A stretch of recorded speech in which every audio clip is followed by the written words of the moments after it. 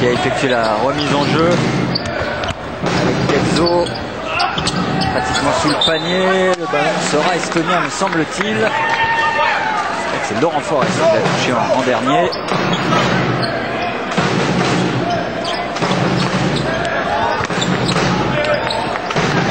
Ouais, c'est ça avec Varem. Voilà, donc c'est là où il faut bien fermer la raquette à l'opposé pour ne pas les laisser pénétrer. Et là ça réussit. Il faut récupérer le ballon maintenant parce qu'on se bat. Non, c'est finalement Reed, Travis Reed. Décidément meilleur marqueur pour l'instant côté estonien. Fidèle à ses statistiques. Quand on regarde un petit peu les chiffres de ce premier quart-temps, on se rend compte qu'ils sont à 6 sur 6 sur les tirs à l'intérieur de la raquette, alors qu'ils sont simplement à 2 sur 9 à l'extérieur. Donc on voit bien où le danger se trouve. Et il va falloir que cette raquette soit absolument fermée et contrôlée. Et la réponse de Son-Woo. 27-21, c'est du plus 6 pour les Villeurbanais. Voilà, et puis le deuxième point noir en chiffres pour le premier quart-temps Villeurbanais, c'est ces 6 ballons perdus lors de ce premier quart-temps que l'on doit vraiment faire tomber à pratiquement 0 sur cette deuxième période. Et Reed encore. Un Travis Reed qui nous fait un véritable festival. 11 points déjà avec ces 3 points là. Et qui marque autant près du cercle que loin du cercle. Donc pareil, tout le travail avait été prévu, mais il faut absolument qu'on ait plus d'agressivité défensive. Allez, Forest qui est rentré et ça marque. On sent bien que c'est pas un match qui va se finir à 60-70 points de chaque côté. Mais il faut absolument qu'on verrouille cette raquette pour se donner du marge. Il faut attendre ce déclic défensif pour les empêcher de pénétrer. Ils jouent très très bien offensivement sur des pourcentages de réussite assez intéressants maintenant.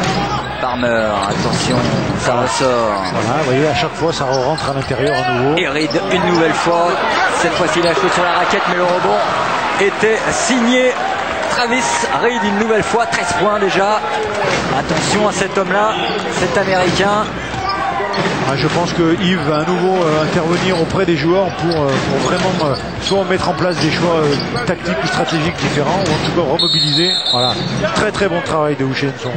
Et ça va être une action clé également, dans la mesure où si Travis Reed fait des fautes, est amené à défendre comme ça, et là ma foi, son coach sera amené à le sortir, ou en tout cas lui-même sera amené à s'économiser. Donc c'est vraiment une action très importante que vient provoquer Houchen Son ou Chevon Troutman tout à l'heure près de la raquette. On voit ce travail-là qui est fait près du panier par... Allez, on fait tourner avec Sangaré. Il faut rester à 3 points. Maintenant, ce sera sur le cerceau. Ça repart avec l'entrée de Bojan Trelicic. Palmer. En pénétration, il prend le shoot. Et ça rentre. Attention parce que petit à petit, ils sont en train de recoller. Et temps mort demandé par Yves Baraté, me semble-t-il. Oui, tout à fait. Et il va, je pense, Anthony va nous confirmer ça, recaler tous ces aspects défensifs. Et on voit bien malgré tout que Johan Sangaré est présent défensivement là-dessus. Mais bon, belle adresse, bon travail de démarquage de ce joueur Marlon Palmer. Ouais, Pierre, on commence à avoir un petit peu de l'énervement sur les visages villeurbanais. Oui, nécessairement, mais je pense que Yves va les remettre sur des choix différents peut-être, ou en tout cas les remobiliser sur la concentration défensive. On le voit ici, et c'est vraiment de ça dont il parle. Voilà. On continue à rentrer les ballons intérieurs. On rentre les ballons intérieurs avec du un-tour, pas forcément que sur Uche. Ok. On travaille sur les up and down. D'accord, gars? Ça va? On retrouve une grosse défense. Il n'y a pas On travaille sur les up and down. Oui, ça c'était la deuxième partie du temps mort. J'ai cru comprendre que la première partie était effectivement consacrée au travail défensif qui devait être mis en place. Et la deuxième partie qu'on a pu entendre, c'était sur le travail intérieur-extérieur, monter, descendre, être en haut, être en bas, up and down vis-à-vis du cercle, du panier, pour apporter une mobilité offensive que l'on n'a pas suffisamment sur demi-terrain pour les faire travailler, les faire bouger. On voit un pressing demi-terrain, non, en fait non, c'était simplement des positionnements défensifs. Une zone, je pense. Wilson qui s'est fait subtiliser le ballon, il sera encore Villeurbanais. C'est peut-être une défense de zone que va nous présenter le coach Matic là maintenant à l'issue de ce temps mort. On dirait bien, en tout cas un dispositif bien classique en carré avec un joueur au milieu, une 2-1-2 classique. Attention à cette remise en jeu avec le contre mené par Palmer qui a donné à Krissa. a marché, à l'attraper du ballon. Et enfin, on va en profiter. On va profiter de cette mésentente à la remise en jeu. Mais oui, de ce côté un petit peu crispé, je trouve, de nos Villeurbanais qui nous ont habitués à plus d'allant dans le jeu. Hein. On voit que le ballon ne circule pas beaucoup et il faut qu'on fasse cet effort de passe là. Voilà, c'est effectivement une zone 2-1-2, il faut qu'on fasse vivre le ballon, qu'on aille provoquer. Sambou sous le panier, la réussite n'est plus là, hein, comme elle l'était dans le premier quart. Mais c'est bien de travailler, il faut qu'on continue dans ce sens-là, c'est vraiment dans ce sens que le salut va arriver. Voilà. Et là maintenant il faut contrôler. Oh, le travail de Palmer qui ressort avec... il faut contrôler ces duels-là. Avec un changement défensif, on voit, c'est Jeff Varem qui est passé sur Travis Reed. C'est l'adaptation tactique qu'a mis en place Yves Baraté sur le temps mort. Et Uche qui s'occupe du poste 4, numéro 9, Petit. Sangaré avec Varem. On ressort. Forest, Wilson. Dans la raquette, la réussite, et oui, n'est plus là. Attention à ces... perte d'offensive, perte d'avantage. Ouais, mais c'est des tirs à prendre, hein, encore une fois. Les joueurs viennent de marquer, il faut les prendre, ils vont rentrer tranquillement en jeu. Voilà, on voit c'est Jeff Varem qui fait le travail défensif. Très bonne adaptation stratégique du coach là par rapport à justement ce changement défensif. Et là on voit tout l'importance de Jeff Varem, le dispositif Villeurbanais. Le shoot de Sangaré, ça rentre, 3 points voilà, qui vont faire du bien. Ouais, je crois que Johan est à 2 sur 3, donc il est vraiment dans ses chiffres à 3 points. C'est cette sérénité dont on parlait tout à l'heure et qu'il faut faire durer et dont il faut profiter sur cette défense de zone qui reste bien regroupée. Plus 4, 32-28. Avec une faute toujours sur ce numéro 11, Travis Reed. Voilà, c'est pour Varem. Première faute de Jeff Varem, donc il n'y a pas de difficulté. On va réclamer un petit marché. Changement de configuration hein, avec l'entrée de Emeric Janot pour Lamine Wilson. C'est donc Jeff Varem qui va vraiment jouer poste 4. Et on va jouer avec nos deux arrières, Johan et Emeric. Dans le but certainement d'apporter un petit peu plus de rythme sur la montée de balle et également sur l'attaque placée pour faire vivre le ballon face à la zone de façon plus efficace et agressive. Et donc il y a un peu plus de confiance avec Chrissa qui est rentré, qui a donné à Reed. Bonne défense. Bon travail défensif pour Jeff Varem qui s'est placé à la fois en position d'aide et de couverture de la passe possible. Donc voilà, Jeff est important en ce moment sur son travail qu'il développe. Et ils jouent crânement leur chance, hein, les Estoniens là. Ouais, on l'avait dit, hein, ils développent du beau jeu. Ouais, c'est une belle équipe. Voilà, pas de complexe. Voilà, ils nous attendent vraiment sur la bordure du tir. Oh, c'est bien fait cette passe quasi en aveugle, hein, en tout cas pour Varem, la passe d'Emeric Janot. Regardez la petite feinte, hop. Voilà, l'apport d'Emeric sur sa rentrée, c'est bien dans cette mise en place des joueurs. 34-28 au tableau d'affichage. Ouais, Stéphane. Encore 4 minutes à jouer, 4 minutes 56 dans ce deuxième quart-temps avant d'arriver à la pause. Oui, Anthony? Ouais, Stéphane, on voit qu'Emeric Janot a un œil au beurre noir, mais ça n'empêche pas de bien voir le jeu. Hein. Ça, on a pu le remarquer. Hein. Ouais, ce beurre noir a été effectivement, ce beurre a été brûlé à Orléans en début de match la semaine dernière. Ça m'embête un peu cette deuxième faute d'Emeric Janot. Là, il attaque donc, le milieu de ce deuxième quart-temps déjà avec 2 fautes. Donc il va falloir qu'il soit vigilant. Sur ses actions défensives, qui gardent de l'agressivité mais sans. Voilà, c'est ce jeu qu'on le recherche. Ouais, bien sorti pour Forest qui va rentrer de nouveau. Ouais, il arrive à récupérer. Deuxième chance, non. Et le rebond toujours avec les Villeurbanais. Laurent Forest qui ressort avec Sangaré. Bravo, c'est bien joué. Voilà, ces 2 rebonds offensifs sont mine de rien que le fruit de cette montée de balle agressive avec ce transfert de balle qui a été fait entre. Et ça rentre cette fois-ci. Magnifique Laurent, hein, ce transfert de balle de Emeric et de Johan qui apporte vraiment ce rythme offensif dont on a besoin et on voit que les paniers tout d'un coup sont plus faciles à réaliser. Reed. Ouais, belle interception de Laurent Forest, il peut y aller. Il va attendre peut-être du soutien, non, essayer d'aller tout seul. Récupération Varem. Il y a eu un petit peu de grabuge sous le panier. Regardez, Laurent Forest est encore au sol. On avait le sentiment malgré tout qu'il y avait un contact, du défenseur sur Laurent. On va le revoir maintenant, mais peut-être pas. Il n'y a rien à dire à l'arbitrage. Effectivement, le joueur est placé. C'est plutôt Laurent qui va chercher la faute. C'est bien logique. Donc on a effectivement Emeric est sorti au profit de Chevon Troutman. C'est vraiment à cause de la deuxième faute d'Emeric qu'on ne peut pas prendre de risque à ce moment-là du match. Cambourg. conserve le ballon, donne à Ketzo qui va prendre sa chance à 3 points. Récupération, Johan Sangaré. Voilà, il faut aller mettre ce rythme ici. Allez, pour Wilson, tout de suite, ça ressort. Avec Forest à 3 points, ça rentre. Voilà, ils ont retrouvé la confiance de l'entame de match. Et encore une fois, et on sait bien que nous en avons besoin, c'est la vitesse de montée de balle. On voit que sur ce bon rebond défensif de Johan, une montée de balle rapide, une passe, un dribble et un transfert. Et les paniers, comme par hasard, tombent à l'intérieur du cercle. Alors que quand on est un petit peu plus, regardez, cette action, c'est exactement ça. Dribble pour mettre de la vitesse, un transfert de balle, une fixation, un deuxième transfert pour ressortir. Et là, les paniers, on n'a même pas besoin de regarder, on sait que ça tombe dedans. Le up and down, hein, c'est la traduction en image, l'illustration de ce que demandait tout à l'heure Yves Baraté à ses joueurs. Yves Baraté est toujours en train de coacher là, sur son banc pendant ce temps mort qui a été demandé par l'équipe estonienne. Une équipe estonienne qui fait en fait, on va dire, 3 compétitions sur cette saison.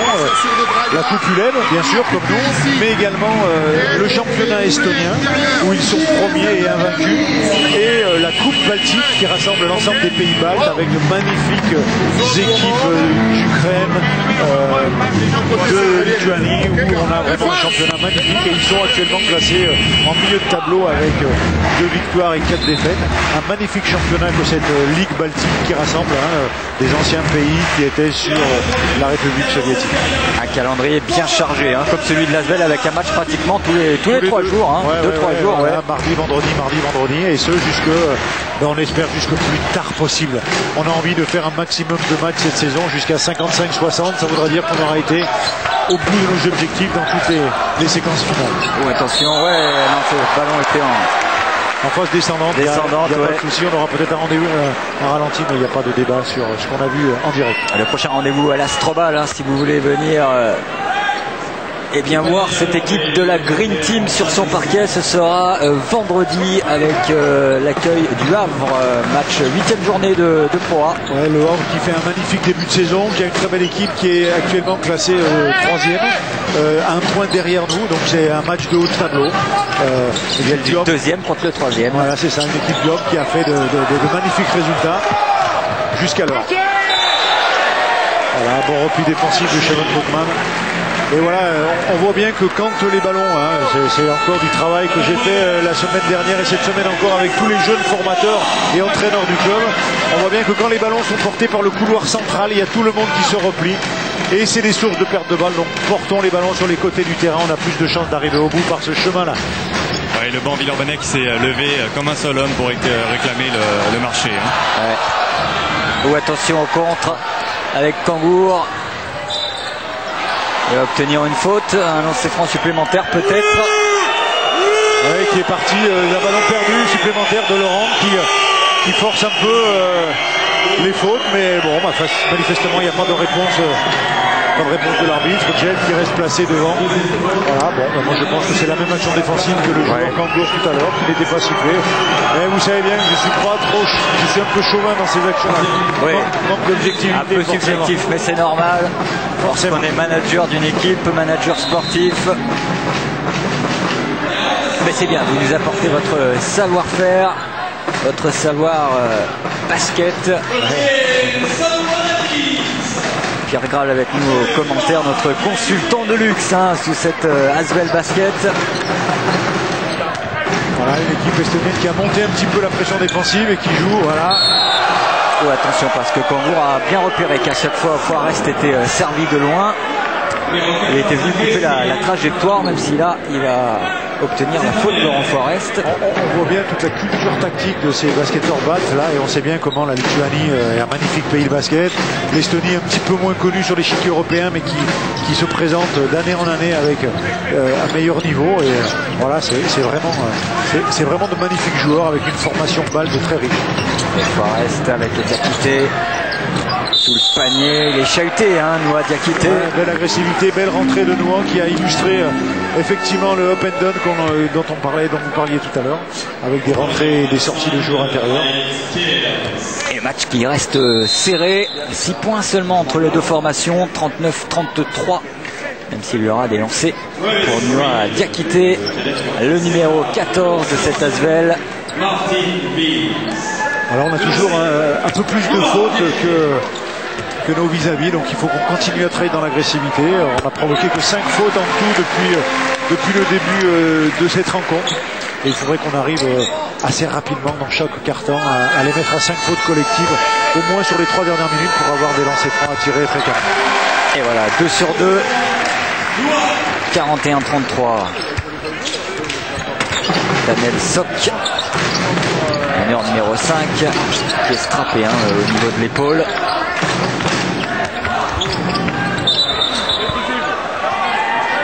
« 1m88 ».